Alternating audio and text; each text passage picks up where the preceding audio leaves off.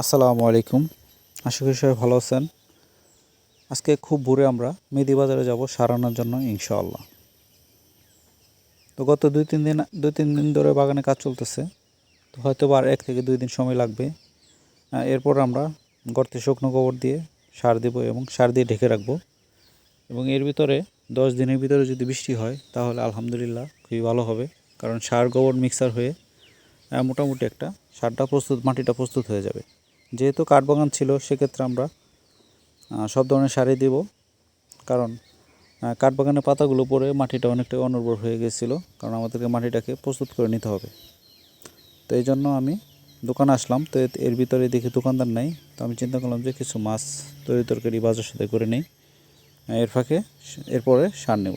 তো আজকে আলহামদুলিল্লাহ প্রচুর মাছ উঠছে বাজারে, দেশীয় মাছ, বিলের মাছ, এবং এই মাছগুলি খুবই টাটকা এবং সুস্বাদু। যারা আমাদের এই আশেপাশে বাজারগুলো থেকে মাছ কিনেন তারাই হয়তো বা জানেন।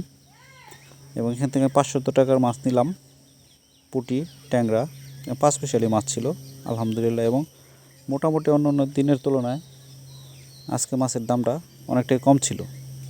এবং এরপর আমি দোকানে আসলাম। দোকানে আসার পর আমি সারগুলো অর্ডার দিলাম ছোটো ভাই রাকিবকে।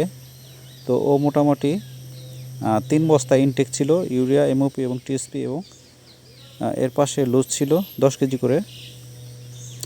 টোটাল 180 কেজি সার নিলাম।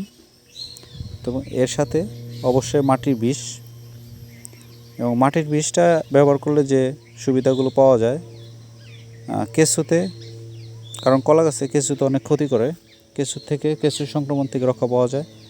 এবং মাটিতে যে ধরনের ছত্রাক, অনেক কিছু সংক্রমণ হয় সেগুলোর হাত থেকে রক্ষা পাওয়া যায়, পচন।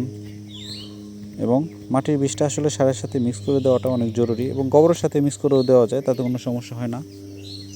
এবং এরপরে দেখতেই পাচ্ছেন কাজ চলতেছে, এবং প্রতিমধ্যে বৃষ্টি হয়েছিল আজকে, এবং বৃষ্টির কারণে প্রায় 1-1.5 ঘন্টা কাছে লেট হয়ে গেছে।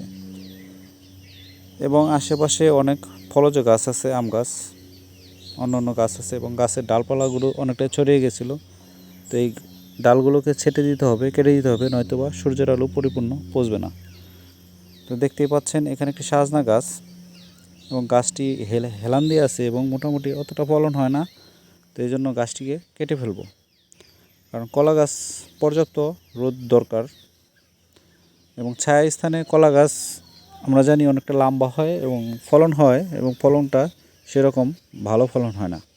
তো এই জন্য ছায়া রাখা যাবে না, মোটামুটি সবসময় রৌদ্র পড়ে এমন একটা জায়গাতে গাছ লাগালে আলহামদুলিল্লাহ ভালো ফলন পাওয়া যাবে ইনশাআল্লাহ। তো ভিডিওটি যদি ভালো লাগে লাইক শেয়ার করে দিবেন। আসসালামু আলাইকুম রহমতুল্লাহ।